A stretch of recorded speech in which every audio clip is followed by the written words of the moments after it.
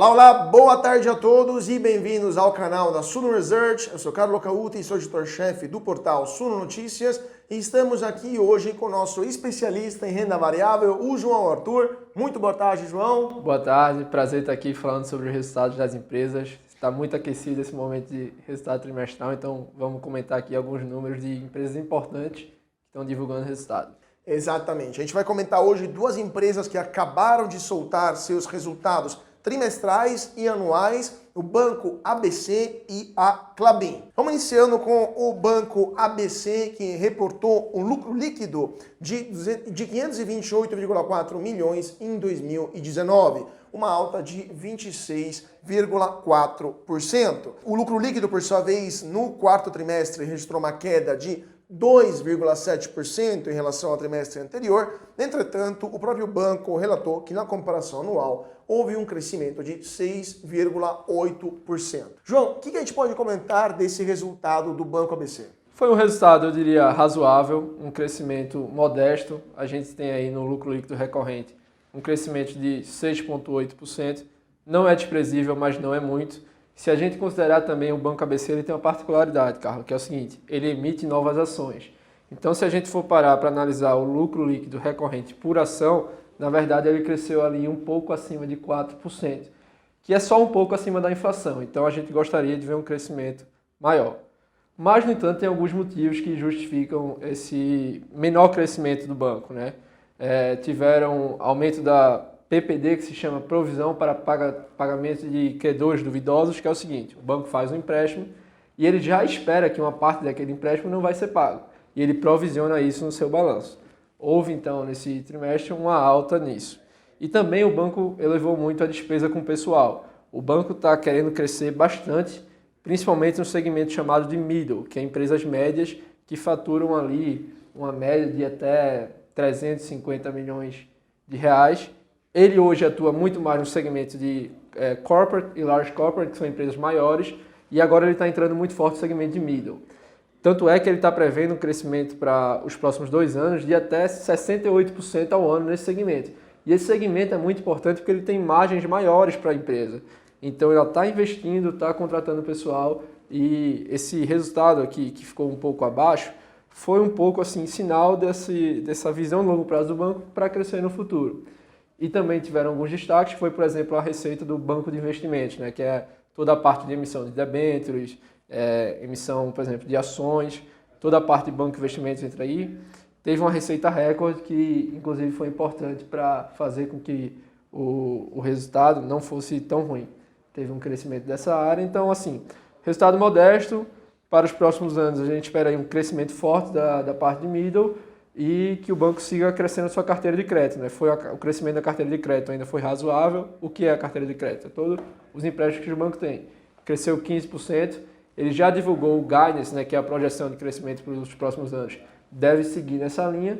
Então, assim, seguiu apresentando um resultado razoável. O Banco ABC tem histórico de resultados sólidos. Vamos ver aí nos próximos anos como é que vai se dar o crescimento dele no segmento de middle. Última pergunta, você acha que esse aumento das reservas para eventuais inadimplências é justamente uma perspectiva de aumentar o portfólio de crédito para os próximos anos? Eles já estão colocando de lado as munições prontas para eventualmente aguardar um aumento da inadimplência, que naturalmente virá se o portfólio vai aumentar? Sim, pode ser encarado como isso, até porque no próprio segmento de middle, como eu falei, o spread é maior, a rentabilidade que o banco tem é maior, mas também é um setor que costuma ter uma inadimplência maior, né? Tipicamente, quando a gente vem numa crise, quebram primeiro as pequenas e médias empresas. As grandes empresas costumam ter um colchão de segurança maior. Então, nesse segmento, o PPD costuma ser maior, teve um grande aumento, mas assim, a carteira de crédito do banco segue muito saudável, né? Índice de inadimplência baixo, assim, não tem nada que preocupe em relação à saúde. O índice de Basileia também, que é um índice que é usado de praxe para medir a saúde financeira dos bancos, segue em ótimo patamar para o Banco ABC. Para mim, o balanço patrimonial do banco está bastante sólido. Vamos ver aí nos próximos anos aí como é que vai sair o banco, acompanhando trimestre a trimestre. Mas, ao meu ver, esse trimestre em específico foi razoável, mas o banco segue a sua toada de crescimento sólido. É uma empresa que nunca decepcionou muito o acionista, né? Você pode pegar o histórico aí, não é uma empresa que nunca disparou o lucro ou também a ação, mas sempre entregou ali um crescimento consistente. E rapidamente, só para encerrar, você acha que essa redução da taxa Selic decidida pelo Comitê do Banco Central, de Política Econômica do Banco Central, vai ajudar nos negócios do Banco ABC? Bem, isso tem alguns pontos, né? Primeiro, essa redução da Selic aumenta a demanda por crédito das empresas. Então, por um lado, é bom, porque as empresas vão demandar mais crédito, o Banco ABC é um dos beneficiários desse, vai emprestar. Por outro lado, tem dois pontos. A parte do patrimônio do banco que é remunerado ao CDI pode cair, como teve uma queda nesse quarto trimestre, foi um dos pontos que atrapalhou o resultado. E segundo, que o spread do banco pode cair. Mas, ao meu ver, pensando no cenário como um todo, eu vejo mais como positivo, porque a Selic vai cair, as empresas vão querer investir mais e vão demandar mais crédito, e crédito é o negócio todo do banco, né? O banco está aí para emprestar dinheiro, e aí quando demanda mais crédito, o Banco ABC vai emprestar mais, e isso que vai sustentar o crescimento da carteira dele, que está agora previsto aí de 10% a 15% ao ano para os próximos anos. Perfeito, perfeito. Obrigado, João. Vamos passar então para a segunda empresa, nos quais vamos comentar os resultados que acabaram de ser publicados, que é a Klabin, essa gigante da produção de papel e celulose.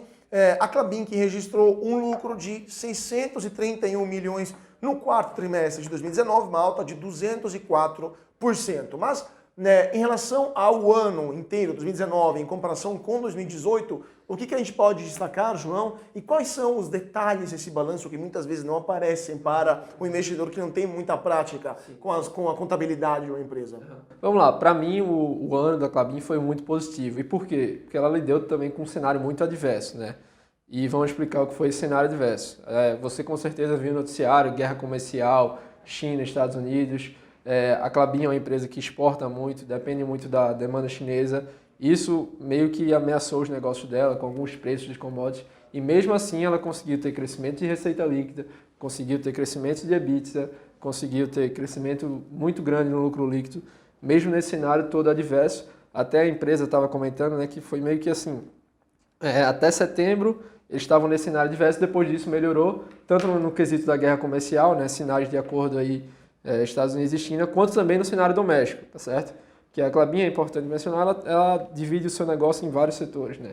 Tem o setor de madeira, o setor de celulose e o setor de papel e embalagens, que também depende da economia doméstica, que também está mostrando sinal de aceleração. Então, mesmo no cenário adverso, a empresa apresentou crescimento excelente. E outro ponto muito legal é ver que é o seguinte, a Klabin está com um projeto gigante chamado Puma 2, acredito que nos comentários que a gente fez aqui antes sobre Klabin, outros analistas até falaram disso, né? Ela vai crescer muito o potencial de receita dela e produto. E ela está seguindo o cronograma desse projeto exatamente conforme planejado, né? Já foram realizados 20% dos investimentos planejados, vai ter aí mais saída de caixa, mas no futuro vai ter uma entrada muito grande de caixa, né?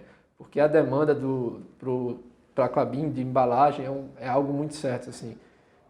Alimento, tudo, papelão, tudo vem embalado em papel da Klabin. Então, assim, é algo muito perene, né? A palavra certa é perene, é uma demanda muito certa.